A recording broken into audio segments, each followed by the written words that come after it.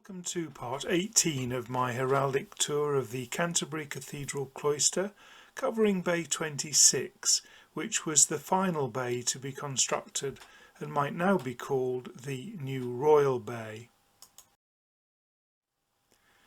Let us begin by noting its position in the North Walk. This bay is important to the understanding of the role of Archbishop Arundel in the creation of the roll of arms in stone that is the vaulting of the cloister. It was created in May to June 1414, 3 to 4 months after the prelate's death, which occurred before he had the opportunity to design it. Prior Windsor had no knowledge of heraldry and was apparently not up to the task of soliciting further heraldic donations. He therefore decided simply to repeat one of the earlier bays, and seemingly chose at random Bay 23.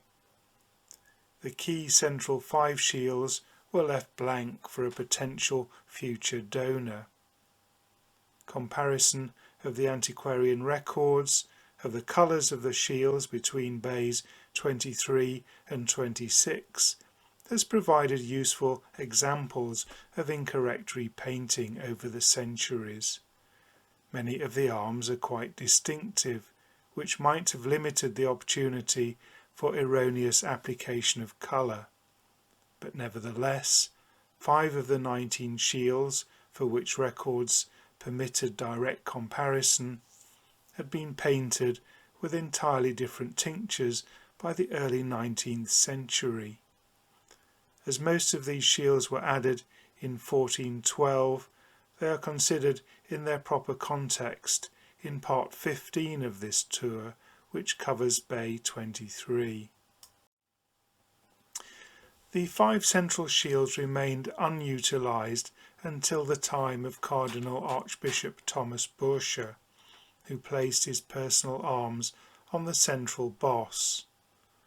On the 4 surrounding shields he placed the arms of his 3 brothers, just as he had placed them on the high vaulting of the northwest transept of the cathedral, constructed in 1476-7. They were Bourchier quartering Louvain for Henry Viscount Bourchier, Earl of Essex, which I have placed at 14, Bourchier quartering Fitzwarren for William Bourchier Lord Fitzwarren, which I have placed at 28, and Bourchier quartering Berners for John Bourchier Lord Berners, which I have placed at 22.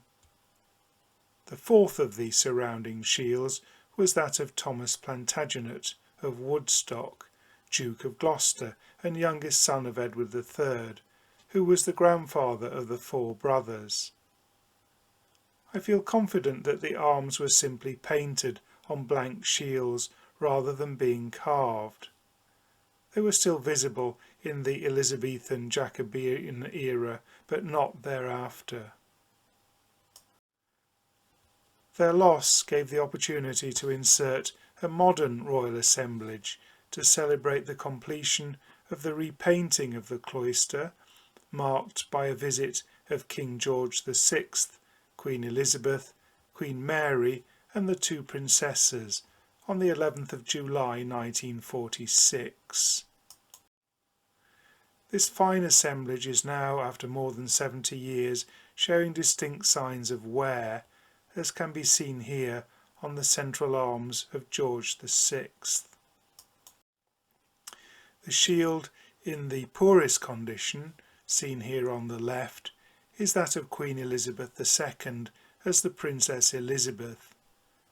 We see here the plain label of 3 points, she having been the first English royal princess to have borne this mark of the heir apparent. Princess Margaret's arms, with the label difference in the centre with a thistle and on either side with a Tudor rose, have fared much better the ravages of time. It is the arms of the 2 queens consort which really catch our attention. That of Queen Elizabeth, the Queen Mother, impaling her father's bows and lions, is surely one of the most visually pleasing shields ever created through accident of history. That of Queen Mary is remarkable by contrast for its excessive complexity. She was the daughter of Francis Duke of Teck and Prince of Württemberg by the English Princess Mary Adelaide of Cambridge. We see at once that her maternal English royal arms have been placed in the first and fourth quarters in honorific transposition. They are the old royal arms of Hanover, bearing an escutcheon of Hanover, as her grandfather, Adolphus Frederick, Duke of Cambridge, was the seventh son of King George III and Queen Charlotte.